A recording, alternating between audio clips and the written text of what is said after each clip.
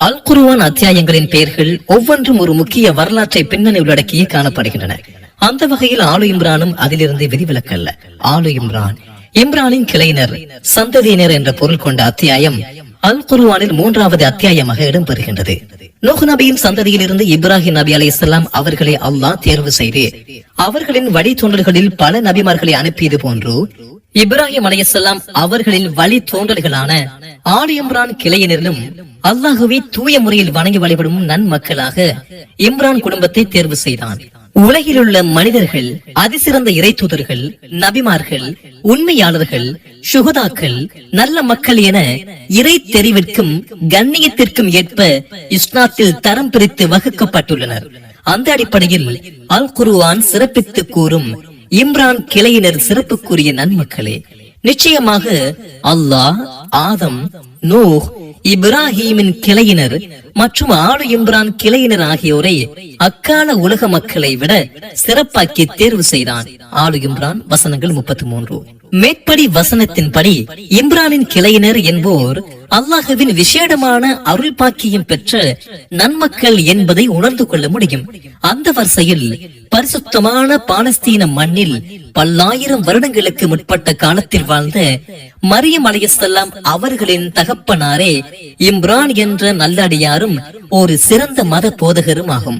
மரியம் அலைஹிஸ்ஸலாம் அவர்களின் தந்தை இம்ரான் அவர்களை பற்றி அதிசிறந்த பரம்பரைக்கு சொந்தக்காரர் என்பதை இங்கு கவனத்தில் கொள்ள வேண்டும். மரியம் அலைஹிஸ்ஸலாம் அவர்களின் குடும்ப பின்னணியை பற்றி பார்க்கலாம். மரியம் அலைஹிஸ்ஸலாம் அவர்களின் தந்தையின் பெயர் இம்ரான் என குர்ஆனிலும் தாய் ஹன்னா என்று இஸ்லாமிய வரலாற்றிலும் கூறப்பட்டுள்ளது. அன்னை மரியமின் தந்தை அக்காலத்தில் வாழ்ந்த ஒரு சிறந்த மார்க்க மேதையாகவும் வணக்கசாலியாகவும் விளங்கியது போன்று அவரது தாயும் மிகச்சிறந்த வணக்கசாலியான பெண் என்பதை அவரது பிரார்த்தனை ஏற்றுக்கொள்ளப்பட்டதை வைத்து அறிந்து கொள்ள முடிகின்றது. இப்படி பார்க்கின்ற போது இம்ரானின் கிளையாரை அல்லாஹுவின் அடியார்களில் அதிசிறந்த சாலிஹீன்கள் என்பதை அல்லாஹ் நமக்கு அடையாளப்படுத்தியுள்ளான். யா அல்லாஹ், எம்மை நேர்வழியில் செல்ல அருள் செய்வாயாக என நாம் தொழுகையில் கேட்கும் வசனத்தை எவர்கள் அல்லாஹுவுக்கும் இந்த தூதருக்கும் கட்டுப்படுகின்றார்களோ அவர்கள் மறுமையில் அல்லாஹ் யாருக்கு அருள் பாக்கியம் செய்தானோ அப்படிப்பட்ட நபிமார்கள், உண்மையாளர்கள், அறப்போரில் பங்கேற்றோர், நல்லடியார்களோடு இருப்பார்கள் என்று அந்நிசா அத்தியாயத்தின் 69வது வசனத்தோடு இணைத்து விளங்க முற்படுகின்ற போது இம்ரானின் குடும்பமும் அல்லாஹுவின் தெரிவுக்கு உட்பட்ட முன்மாதிரி மிக்க சாலிகான முஸ்லிம் குடும்பம் என்பதில் சந்தேகமில்லை. மரியம் அலைஹிஸ்ஸலாம் அவர்களின் தந்தையான இம்ரான் என்பவர் மிகச்சிறந்த வணக்கசாலியாகவும் அக்காலத்தில் வாழ்ந்த சிறந்த மார்க்க அறிஞருமாகும். அவர்களின் தாய் ஹன்னா என்பவரும் அவ்வாறே. அதனால் தான் அவர்கள் தனது கருவறையில் வளர்ந்த தனது குழந்தை மரியத்தை ஆண் குழந்தையாக எண்ணி பைத்துல் மக்திஸ் பள்ளியின் பணிக்காக அர்ப்பணித்தார்கள். பைத்துல் மக்திஸ் பள்ளியின் பணிக்காக அர்ப்பணிப்பேன் என நேர்ச்சி செய்து தனது குழந்தையை பொறுப்பேற்கும்படி கருவில் இருந்த போதே அல்லாஹ்விடம் துஆ கேட்டார்கள். இறுதியில் அது பெண் குழந்தை என்று அறியப்பட்டதும் தனது நேர்ச்சியிலிருந்து பின்வாங்காமல் அதற்கு மரியம் என பெயர் சூட்டியதாகவும் அதனை அங்கீகரிக்குமாறும் தனது பிள்ளைக்காகவும் அவரது சந்ததிக்காகவும் ஷைத்தானின் தீங்கிலிருந்து இறை பாதுகாப்பு வேண்டி அது சிறு பராயத்தை கடந்ததும் அல்லாஹுவின் மீது நம்பிக்கை வைத்து தூய எண்ணத்தோடு அந்த சிறுமியை பைத்துல் மக்திஸ் பணிக்காக அர்ப்பணித்தார்கள். மரியம் அலைஹிஸ்ஸலாம் அவர்களின் தந்தை மரணித்த நிலையில் அவர்கள் அனாதையாகவே பிறந்தார்கள் என்பது இங்கு கவனிக்கத்தக்கதாகும். மரியம் அலைஹிஸ்ஸலாம் அவர்களின் தாயின் மாமாவாகிய நபி ஜக்கரியா அலைஹிஸ்ஸலாம் அவர்கள் அக்குழந்தையை பொறுப்பேற்க செய்வதன் மூலம் அந்த தாயின் நல்லெண்ணத்தை அவர்கள் உயிர் வாழ்ந்த போதே அல்லாஹ் நிறைவேற்றி வைத்தான். தமது பாசத்திற்குரிய ஆசான் மதகுருவான இம்ரானின் மகள் அல்லவா இது? இந்த பெண் பிள்ளை கற்பொழுக்கம் காத்து வளர்ப்பதற்காக மரியமின் தகப்பனார் இம்ரான் ரஹ்மஹுல்லா அவர்களின் மாணவர்கள் அந்த சிறுமியை அவர்களில் யார் பொறுப்பேற்பது என்பதில் நல் எண்ணத்தோடு தமக்குள் கருத்து முரண்பட்ட போது குழுக்கள் அடிப்படையில் அவர்களின் அப்பா முறையான நபி ஜக்கரியா அலைஹிஸ்ஸலாம் அவர்கள் மூலம் அல்லாஹ் அவரை பொறுப்பேற்க செய்து அவரை கற்பு காத்த நல்லொழுக்கமுள்ள பெண்ணாக வளர்த்தெடுத்தான் என குர்ஆனிய சரித்திரங்கள் சான்று பகிர்கின்றன. இது தொடர்பாக ஆலு இம்ரான் சூராவின் தெளிவுரையில் மிக தெளிவாகவே விளக்கப்பட்டுள்ளது. அன்னை மரியம் அலைஹிஸ்ஸலாம் அவர்களின் பெற்றோர் இம்ரானின் கிளையினர் என அல் குர்ஆன் அத்தியாயம் 3 வசனங்கள் 33 குறிப்பிடும் நன்மக்களாகும். ஒரு முஸ்லிமிடம் காணப்படுகின்ற உள்புற சீர்திருத்தம், வாய்மை, நன்னடத்தை போன்ற உயரிய ஆன்மீக பண்பாட்டு நடைமுறைகள் மற்றும் அவரது தூய பிரார்த்தனைகள் மிக விரைவாக ஏற்றுக்கொள்ளப்பட வாய்ப்பாக அமையும் என்பதற்கு இந்த தாயின் பிரார்த்தனைக்கு கிடைத்த அங்கீகாரமும் குடும்பமும் ஒரு உதாரணமாகும். அன்னை மரியமையும் அவரது மகன் ஈசாவையும் அல்லாஹ் அகிலத்தாருக்கோர் அத்தாட்சியாக ஆக்கியிருப்பதனால் அவரது தாயை விட மரியம் சிறந்தவராகும். வல்லாஹு ஆலம். அதற்காக மேரியை கடவுளின் மகள் என்றோ ஈசா நபியை கடவுளின் குமாரன் என்றோ கூறுவது மிக பெரும் அபத்தமாகும். மேரியை பெற்றெடுத்த அவரது தாயை கடவுளின் தாய் என வாதிடுவது எவ்வளவு பெரிய அபத்தமோ அவ்வாறே அவரையும் அவரது மகனையும் மும்மூர்த்திகளில் இருவர் என வாதிடுவதும் அபத்தமாகும். நாமும் அவர்களைப் போல் அல்லாஹுவோடு நெருக்கமான அடியார்களாக வாழ்வதால், நேரடியாக அவனிடம் பிரார்த்திப்பதால் நமது பிரார்த்தனைகளும் உடன் ஏற்கப்படும். நாமும் நல்ல மனிதர்களாக மாறலாம். கற்புக்கரசி அன்னை மரியம் அலைஹிஸ்ஸலாம் அவர்களின் அழகிய வரலாற்றை பாருங்கள்.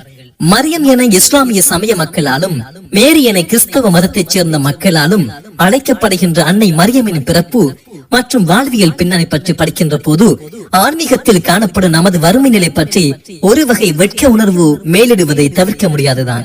நல்ல தாய் தந்தையின் நல்ல பிள்ளை, அங்கீகரிக்கப்பட்ட சாலிகான ஒரு தாயின் பிரார்த்தனையின் பிரதிபலனாக தனது மகனோடு அகிலத்திற்கு அத்தாட்சியாக மாறியமை, ஒரு நபியின் மூலம் பராமரிக்கப்பட்டமை, இறை உதவியை நேரடியாக பெற்றமை, அல்லாஹுவால் ரூஹ் என சிறப்பித்து கூறப்படும் ஒரு குழந்தையை ரூஹ் என்ற சிறப்பு பெயருக்குரிய வானவர்களின் தலைவர் ஜிப்ரீல் அலைஹிஸ்ஸலாம் அவர்கள் மூலம் மரியம் அலைஹிஸ்ஸலாம் அவர்களின் முன்னெஞ்சில் ரூஹ் ஊதப்பட்டு பின் அது அவரது கருவறையை அடைந்து இறை அத்தாட்சியாக தனது மகனை பெற்றெடுத்தமை, தந்தையின்றி வளமைக்கு மாறாக தன்னை பிரசவித்த தனது அன்பு தாய் உலகில் ஒரு கற்பு கரசி என்பதை தொட்டில் பருவ குழந்தையான தனது மகன் ஈசா அலைஹிஸ்ஸலாம் அவர்கள் மூலம் நிரூபிக்கப்பட்ட இனியும் நிகழாத அதிசயம் போன்ற மெய்சிலிர்க்க வைக்கும் பல உணர்ச்சி பூர்வமான அதிசயமான பல உண்மையான வரலாறுகளின் உறைவிடமாக விளங்கியவர்தான் நமது அன்னை மரியம் அலைஹிஸ்ஸலாம் அவர்கள். அல் குர்ஆனில் மரியம் அலைஹிஸ்ஸலாம் அவர்களை பற்றி ஆல் இம்ரான், அல் அன்பியா போன்ற சூறாக்களில் சில இடங்களில் இடம்பெற்றாலும் அல் குர்ஆனின் 19வது அத்தியாயம் மரியம் என்ற பெயரில் தனியான அத்தியாயம் 98 வசனங்களை கொண்டு இடம்பெறுவதன் மூலம் அன்னை மேரி அலைஹிஸ்ஸலாம் அவர்கள் பற்றிய இஸ்லாமிய நம்பிக்கை பற்றி அறிய மிகச்சிறந்த வழியாகும். அன்னை மரியம் அலைஹிஸ்ஸலாம் அவர்களின் பிறப்பை பாருங்கள். இம்ரானின் மனைவி மரியமின் தாயார், என் இறைவனே, என் வயிற்றில் கர்ப்பத்தில் உள்ளதை உனக்காக முற்றிலும் அர்ப்பணிக்க நான் நிச்சயமாக நேர்ந்து கொள்கிறேன். எனவே இதை என்னிடமிருந்து நீ ஏற்றுக்கொள்வாயாக. நிச்சயமாக நீ யாவற்றையும் செவியுறுபவனாகவும் நன்கறிபவனாகவும் இருக்கின்றாய் என்று கூறியதையும், பின் தான் எதிர்பார்த்ததற்கு மாறாக அவள் ஒரு பெண் குழந்தையை பெற்றதும், என் இறைவனே, நான் ஒரு பெண்ணையே பெற்றிருக்கிறேன் என கூறியதையும் நினைவு கூறுங்கள். அவள் பெற்றெடுத்ததை அல்லாஹ் நன்கறிந்தவன், ஆண் பெண்ணை போலல்ல. மேலும் அவளுக்கு மரியம் என்று பெயரிட்டுள்ளேன்.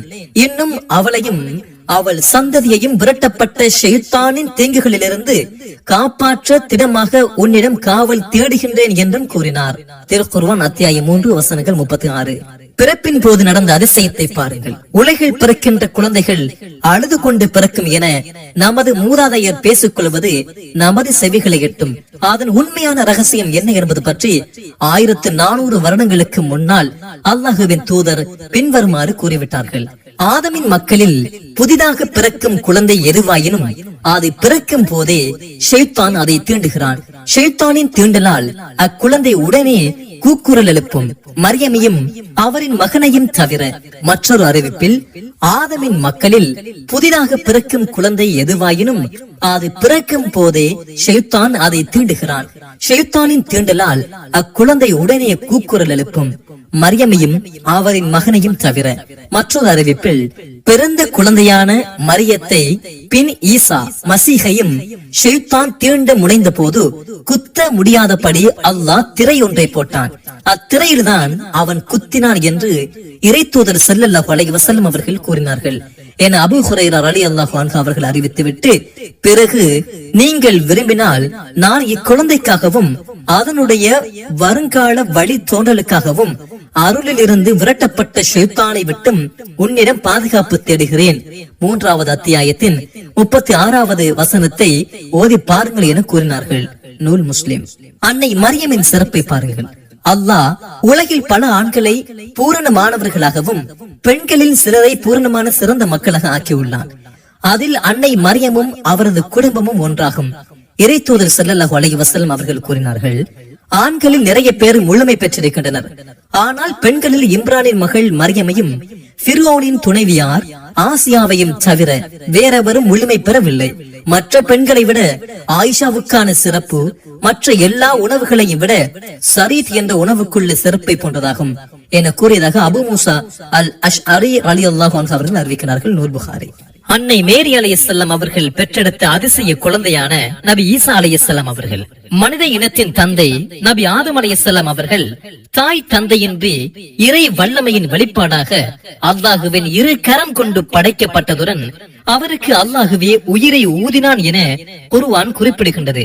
நபி ஈசா அலைஹிஸ்ஸலாம் அவர்களோ தந்தையின்றி உலகுக்கு அத்தாட்சியாக படைக்கப்பட்டவராக எடுத்துரைக்கும் குர்ஆன் கற்புக்கரசியான அவரது தாயாரையும் ஒரு அத்தாட்சி பெண்ணாக அறிமுகப்படுத்தியுள்ளது. அல்லாஹுவிடத்தில் நிச்சயமாக ஈசாவின் உதாரணம் ஆதமின் உதாரணம் போன்றதே. அவன் அவரை மண்ணிலிருந்து படைத்து பின் குன் ஆகுக என கூறினான். அவர் மனிதராக ஆகிவிட்டார். இன்னும் அவரையும் அவர் புதல்வரையும் அகிலத்தாருக்கு ஓர் அத்தாட்சியாகவும் ஆக்கினோம் என்று 21வது அத்தியாயத்தின் 91வது வசனம் இதனை உறுதி செய்கின்றது. அன்னை மரியம் அலைஹிஸ்ஸலாம் அவர்கள் தனது மகனை திருமண பந்தத்தின் மூலம் பிரசவிக்கவில்லை. மாறாக வானவர் ஜிப்ரீல் அலைஹிஸ்ஸலாம் அவர்கள் அவர்களின் முன் தோன்றி அந்த உயிரை ஊதவே அது அவரின் கருவறையை சென்றடைந்ததன் மூலம் தனது மகனை பிரசவித்தார்கள் என்பது அது தொடர்பான அறிஞர்களின் ஏற்றுக்கொள்ளப்பட்ட கருத்தாகும். இறை வல்லமையாலும் அத்தாட்சியாலும் நிகழ்ந்த இந்த அதிசய பிரசவத்தை மறுத்து சாதாரண மற்ற மனிதர்களை போன்று தவறான முறையில் பிறந்ததாக ஊகித்ததன் விளைவாக யூதர்கள் அவரை விபச்சாரத்தில் பிறந்த குழந்தை என கூறி நிராகரித்தனர். அவரது பிறப்பில் காணப்படுகின்ற அதிசயங்களை சரியாக நோக்காது அதில் எல்லை மீறி சிந்தித்த கிறிஸ்தவ சமுதாய மக்கள் அவரை கடவுளின் குமாரர் மும்மூர்த்திகளில் ஒருவர் என்றனர். 2 கோட்பாடுகளும் பிழை என இஸ்லாம் சுட்டிக்காட்டி அதில் காணப்படுகின்ற அதிசயங்களை உலகுக்கு விளக்க தவறவில்லை. அது பற்றிய சுருக்கமான செய்திகளை பார்க்கலாம். தன்னை தனிமைப்படுத்திக் கொண்ட அன்னை மரியம் அலைஹிஸ்ஸலாம் அவர்கள். இது அன்னை மரியம் அலைஹிஸ்ஸலாம் அவர்கள் கற்பம் தரிப்பதற்கு முன்னால் அவருக்கு ஏற்பட்ட இறை உதிர்ப்பின் அடிப்படையில் நடந்த நிகழ்வாகும். அதாவது அல்லாஹ் அவரை உதிர்ப்பின் அடிப்படையில் அதிசய குழந்தை ஒன்றை பெற்றெடுக்க தயார்படுத்துகின்றான் என்பது இதன் பொருளாகும். அதன் விளைவாக பைத்துல் மக்தஸில் இருந்து தூரமாக ஒதுங்கி மக்கள் பார்வையிலும் தனது குடும்ப உறவுகளை விட்டும் விலகி தூரமாக சென்று தனது தியானத்தை நிறைவேற்றினார்கள் என அவர் தொடர்பான சரித்திரம் நமக்கு போதிக்கின்றது. அல் குர்ஆன் இது பற்றி மரியம் அத்தியாயத்தில் பின்வருமாறு பேசியும் இருக்கின்றது. நபியே, இவ்வேதத்தில் மரியமை பற்றியும் நினைவு கூறுவீராக. அவர் தம் குடும்பத்தினரை விட்டும் நீங்கி பைத்துல் மக்தஸிற்கு கிழக்கு பக்கம் உள்ளதொரு இடத்தில் தனித்தொதுங்கினார். பின் அவர்களிடமிருந்து அவர் தன்னை மறைத்துக் கொள்வதற்காக ஒரு திரையை அமைத்துக் கொண்டார். அப்போது நாம் அவரிடத்தில் நமது ரூஹை ஜிப்ரீலை அனுப்பி வைத்தோம். அவர் அவரிடம் நேர்த்தியான மனித உருவில் தோன்றினார். அவரை அவர் கண்டதும், நிச்சயமாக நான் உம்மை விட்டும் அர் ரஹ்மானிடம் பாதுகாவல் தேடுகின்றேன். நீர் பயபக்தியுடையவராக இருந்தால் என்னை நெருங்காதீர் என்றார் மரியம் அலைஹிஸ்ஸலாம் அவர்கள். அதற்கு அவர், உனக்கு ஒரு பரிசுத்தமான குழந்தையை கொடையளிப்பதற்காக நான் உமது இரட்சகனின் புறத்திலிருந்து வந்த வானவ தூதராவேன் என கூறினார். உலகில் குழந்தைகள் பிரசவிக்கின்ற வளமைக்கு நேர்மாறான அதிசயமான இந்த வழிமுறையில் இந்த குழந்தை பிறக்கவிருப்பதை அறிந்த அன்னை மரியம் அலைஹிஸ்ஸலாம் அவர்கள் ஆச்சரியப்பட்டவராக, எந்த ஆடவனும் என்னை தீண்டாமலும் நான் தீய நடத்தை அற்றவராகவும் இருக்கும் நிலையிலும் எனக்கு எவ்வாறு புதல்வன் உண்டாக முடியும் என்று ஆச்சரியமாக கேட்டார். அதற்கு வானவர் ஜிப்ரீல் அலைஹிஸ்ஸலாம் அவர்கள், அவ்வாறே நடக்கும். இது எனக்கு மிகவும் சுலபமானதே. மனிதர்களுக்கு ஓர் அத்தாட்சியாகவும் நம்மிடமிருந்து ஒரு ரஹ்மத்தாகவும் நாம் அவரை ஆக்குவோம் என்பது முன்னரே விதிக்கப்பட்ட கட்டளையாகும் என்று இறைவன் கூறுகிறான் என கூறினார். மற்றொரு இடத்தில், என் இரட்சகனே, என்னை எந்த ஒரு மனிதனும் தொழாதிருக்கும் நிலையில் எனக்கு எவ்வாறு ஒரு மகன் உண்டாக முடியும் என கேட்டார். அதற்கு, அப்படித்தான், அல்லாஹ் தான் நாடியதை படைக்கின்றான். அவன் ஒரு காரியத்தை தீர்மானித்தால் அவன் அதனிடம் ஆகுக என கூறுகிறான், உடனே அது ஆகிவிடுகிறது என இறைவன் கூறினான் என கூறப்பட்டுள்ளது. அத்தியாயம் 3 வசனங்கள் 47. இவ்வாறான வழிகாட்டல்கள் மூலம் பல்லாயிரம் ஆண்டுகளுக்கு முன்பே பெண்களை இஸ்லாம் கௌரவித்துள்ளது என்பதுடன் மரியம் என்ற பெண்மணி அவர்கள் எவ்வளவு பேணுதல் நிறைந்த தகாத உறவுகள், தீய மனித தொடர்பாளர்களை விட்டும் தன்னையும் தனது கற்பையும் காத்து வந்த பெண் என்பதை அறிந்து கொள்ளலாம். கற்பொழுக்கம் பேணி வாழும் நடைமுறை பல்லாயிரம் ஆண்டுகளாக இருந்து வருகின்ற ஒரு உன்னதமான நடைமுறையாகும். ஆனால் இன்று அது தலைகீழாக மாற்றப்பட்டு கருப்பை சுதந்திர நிலைக்கு உலகம் நகர்ந்து கொண்டிருப்பது மறுமை நாளின் அடையாளங்களில் ஒன்றாகும். கற்பை காத்து கணவனோடு மாத்திரம் வாழ்கின்ற நடைமுறை ஒரு சமூகத்தில் காணப்படுமானால் விபச்சாரம் இல்லாது போகும். பெண்கள் அன்னை மேரியை போன்று நோக்கப்படுவர். அன்னை மேரி திருமணமாகாதவராக இருந்தும் அதிசய குழந்தையை பெற்றெடுத்ததை போல் இனி யாரும் பெற முடியாது. அவ்வாறு நடைபெற்றால் அது விபச்சார குழந்தையை என கூறுவதற்காகவே தாயும் மகனும் உலக அத்தாட்சியாக பிரகடனப்படுத்தப்பட்டுள்ளனர். வல்லாஹு அலம். அன்னை மரியமை பற்றிய அல்லாஹுவின் சாட்சியம். அல்லாஹுவின் சாட்சியத்தின் அடிப்படையில் அன்னை மரியம் அலைஹிஸ்ஸலாம் அவர்கள் உலக பெண்களில் மிகவும் பரிசுத்தமான பெண்ணாகும். அவர் ஆடவர் எவரையும் திருமணம் செய்து கொண்டவரோ தகாத உறவில் ஈடுபட்டவரோ கிடையாது. மாறாக அல்லாஹுவை தியானம் செய்வதற்கும் நின்று வணங்கவும் தன்னை அர்ப்பணம் செய்த மகத்தான ஒரு பெண்ணாகும். இறைநேசர் இப்ராஹிம் நபியின் முதலாம் மனைவி சாராவுக்கு இப்ராஹிம் நபி அவர்கள் இருக்கின்ற போதே இஸ்ஹாக் என்ற குழந்தை பற்றி வானவர்களால் நன்மாராயம் கூறப்பட்டது பற்றி நாம் அறிவோம். அன்னை மரியமின் செய்தி அதற்கு மாற்றமானதாகும். அதாவது கணவர் இன்றி உலகில் அதிசய குழந்தை ஒன்றை அன்னை மரியம் அலைஹிஸ்ஸலாம் அவர்கள் பெற்றெடுப்பார் என உலகில் நேரடியாக வானவர்களால் நற்செய்தி கூறப்பட்ட பெண்ணாக அன்னை மரியம் அவர்கள் மாத்திரமே விளங்குகிறார்கள். அதனால் அவர் கற்புக்கரசி, கற்பை பேணி வாழ்வதில் முன் உதாரண பெண் என்பதை அல்லாஹுவே பின்வருமாறு சாட்சி பகிர்ந்து விட்டான். மரியமே, நிச்சயமாக அல்லாஹ் தன்னிடமிருந்து வரும் ஒரு சொல்லை கட்டளையை கொண்டு உமக்கு ஒரு மகன் வரவிருப்பது பற்றி நன்மாராயம் கூறுகிறான். அதன் பெயர் மசீஹ். மரியமின் மகன் ஈசா என்பதாகும். அவர் இவ்வுலகத்திலும் மறு உலகத்திலும் கண்ணியமிக்கவராகவும் அல்லாஹுவுக்கு நெருக்கமானவர்களில் ஒருவராகவும் இருப்பார் என வானவர்கள் கூறியது பற்றி நினைவு கூறுவீராக.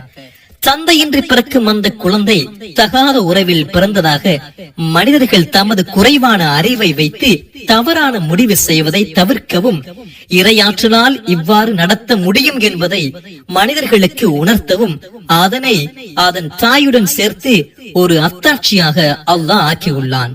இன்னும் தனது கற்பை காத்துக்கொண்ட அந்த மரியமை பற்றியும் நபியை நீர் நினைவு கூறும்.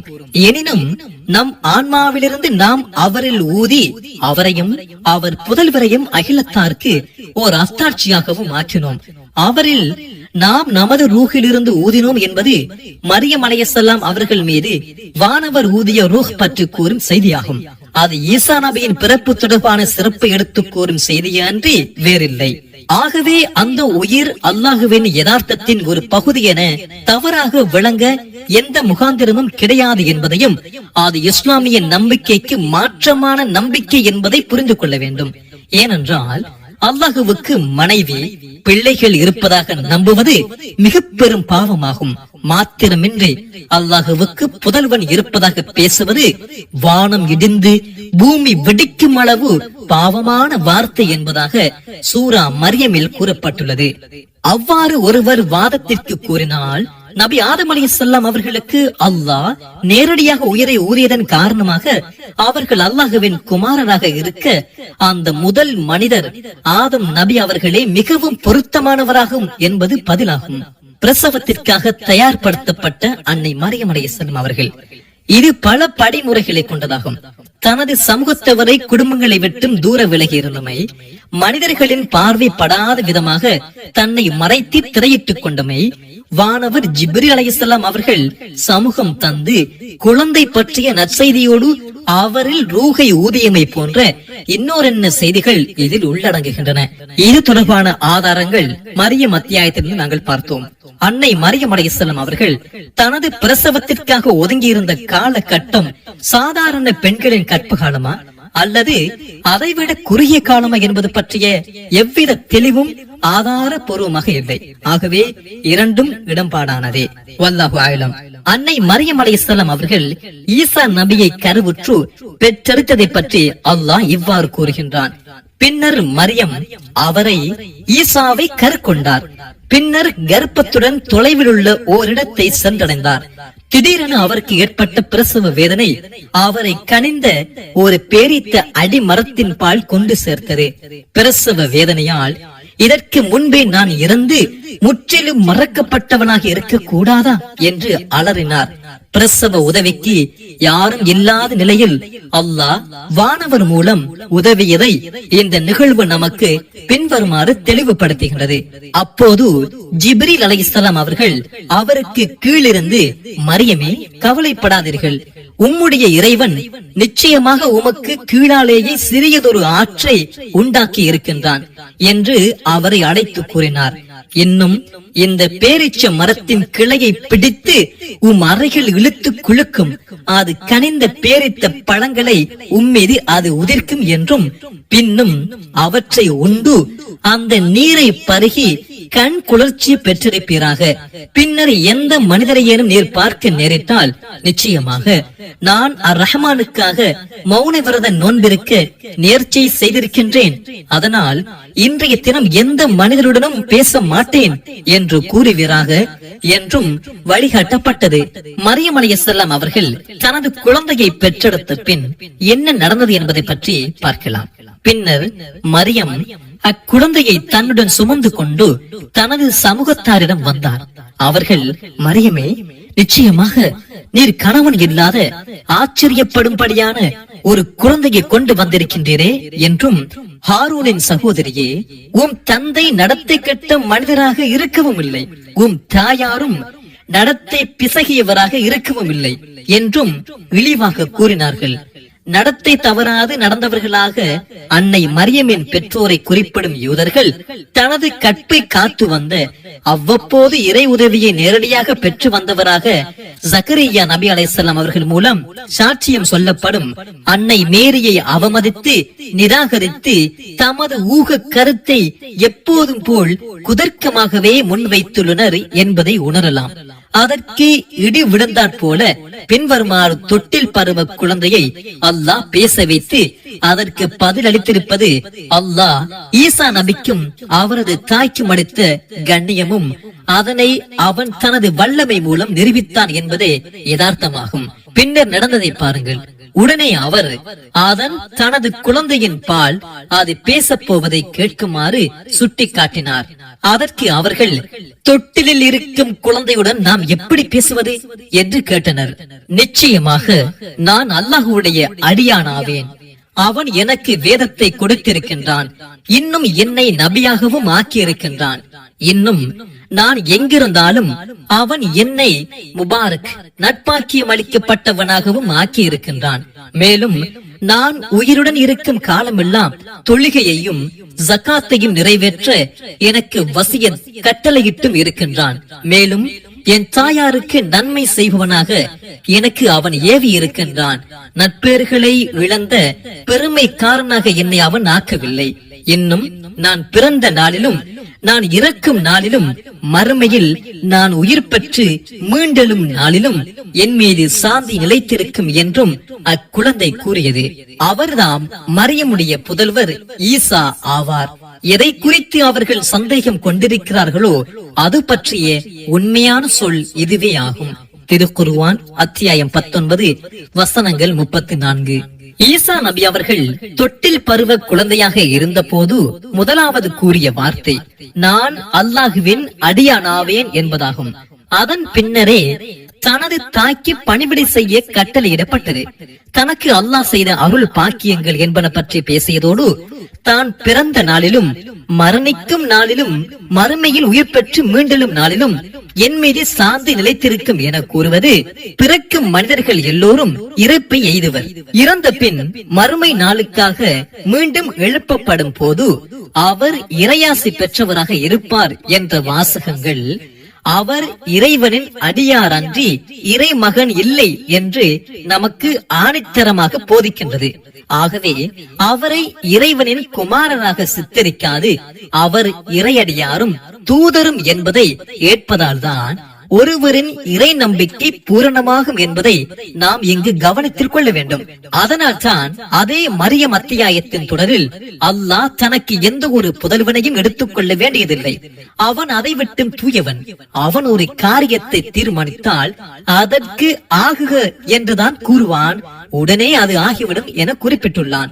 ஒரு வாதத்திற்கு கடவுளின் குமாரராக ஒருவரை எடுக்க வேண்டுமானால் தாய் தந்தை இல்லாமல் அல்லாஹுவின் இரு கரம் கொண்டு அவனே உயிர் ஊதி படைத்த ஆதாம் அலைஹிஸ்ஸலாம் அவர்களை எடுக்க சம்பந்தப்பட்ட மக்கள் பரிந்துரை செய்யலாம். ஆனால் அவ்வாறு செய்யாது நபி ஈசா அவர்களை மாத்திரம் இறைமகனாக சித்தரிப்பது மற்றொரு வகையில் கற்பனையால் உருவான தமது மத நம்பிக்கையை அறியாத பாமர மக்கள் மனங்களில் வலுக்கட்டாயமாக திணிக்க முயல்வதாகும். அல்லாஹுவே மிகவும் அறிந்தவன். எனவே சத்தியத்தை பின்பற்றி வாழக்கூடிய மக்களாக நம் அனைவரையும் அல்லாஹ் ஆக்கி அருள் புரிவானாக.